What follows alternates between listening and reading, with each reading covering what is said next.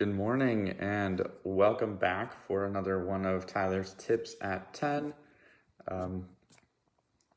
As always, I start these videos by saying thank you for tuning in throughout the week and tuning into our YouTube channel. We greatly appreciate all the support we've gotten from that, as well as people buying equipment and all those things. So keep on staying active, and we really appreciate your support. Today we're going to talk about a couple different styles of training. So as with any type of exercise style, there's always different ways you can go about exercising. For example, for weightlifting, there's a number of different styles of training that you can use to get that done. So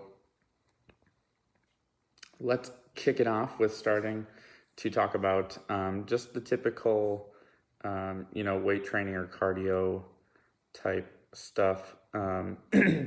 So for weight training, usually when I go into the gym, I do just traditional weight training, which is going to be doing about 6 to 8 exercises, different exercises, and 2 to 3 sets of each exercise, and about 6 to 12 repetitions per set. So it usually takes me about 45 minutes. I like to move quickly through my workouts. I don't like to waste a lot of time walking around or waiting or things like that. So that's going to be just your traditional weight training.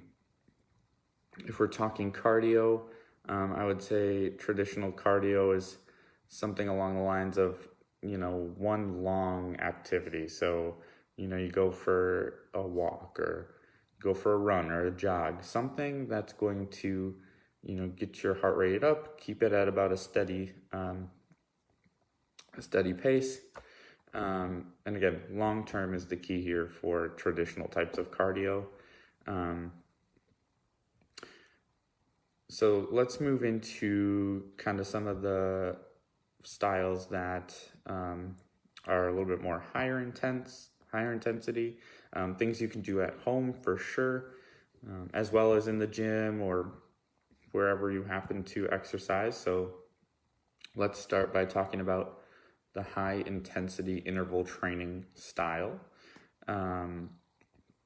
So this style of training uses intervals to work out. So typical intervals are either about 30 to 40 seconds of work and then 30 or 20 seconds of rest. So during your 30 or 40 seconds of exercises, you're going to be giving it all. That's why it's high intensity. So as soon as you start, you're going to go until your 30 seconds or 40 seconds is up. And then you're going to rest for the remainder, for the next 30 or 20 seconds. So if you tune into my live exercise classes on Mondays, this is the style of training we use. So we're going to be doing exercise for 30 seconds and then we rest for 30 seconds. And we just keep using that same interval throughout the whole workout. So again, what happens is your heart rate jumps up really high, or it should, and then while you're exercising, and then it comes back down during that rest period. That's what you want to do. You want to have these big jumps in your heart rate, and then a little bit of a decline, and then jump again. So it helps you to really burn some serious calories in a short amount of time. And these workouts typically are on the shorter end because they are so much more intense. We can't really maintain that style of training for, an hour long. So usually 20 to 30 minutes is about what you need of that high intensity interval training. Next, we will talk about EMOM training. which stands for every minute on the minute. This is fairly similar to high intensity interval training, except there's not a set interval that you go by. You'll have set amounts of repetitions that you're going to complete for each exercise. So let's use the example of the push-ups. So let's say we're going to do 20 push-ups. So as soon as we hit go, we're going to do 20 push-ups. And let's say that those 20 push-ups takes you 40 seconds. You now have 20 seconds of rest until you start the next exercise. So you're always starting an exercise on the minute interval. So say we do those push-ups, takes us 40 seconds, we rest for 20 seconds.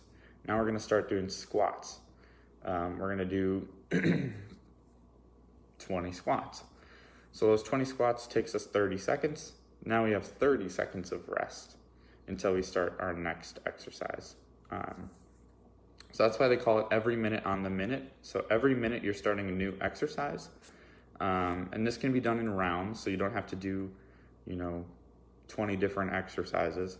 You can do like 4 or 5 exercises and go through 4 or 5 rounds of those exercises, but you're always starting an exercise at the minute interval. Again, these are shorter in length because they can be fairly high in intensity. So this might take a little bit to kind of feel out. So let's say you tell yourself you're going to do 30 squats in a minute, and it ends up taking you like 45 or 50 seconds. And you only have that really little bit of time to rest. That's probably too many. So you want to have at least a little bit of exercise, otherwise you're going to tire out really, really fast. So it's just going to take a little bit of time to get used to and play around with the repetitions, but that's totally going to be dependent on the person as well.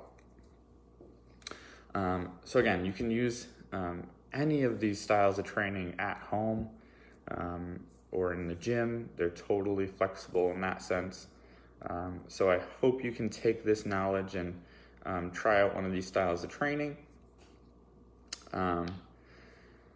Thanks for tuning in today.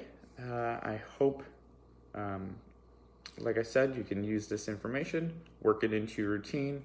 If you haven't done so and you still would like to, as a reminder, Generations has a team for the Walk to End Alzheimer's later on this year in September. So there is a Facebook post about this, so just scroll down in the feed a little bit and you should be able to find it with a link to register for the Generations team. If we get at least 8 people to sign up by, I believe, the 22nd of May, we will all get donuts. So they said it doesn't matter how many people, as long as you get 8. Even if you get 150 people, they're going to give 150 people donuts. So sign up for the walk, support the good cause, and join the Generations team. And I would say go out and enjoy the weather, but it's a little bit rainy here in Sheboygan. So try to get some exercise in inside today. Try one of these methods and let me know how it goes. Thanks, everyone, and I will see you tomorrow.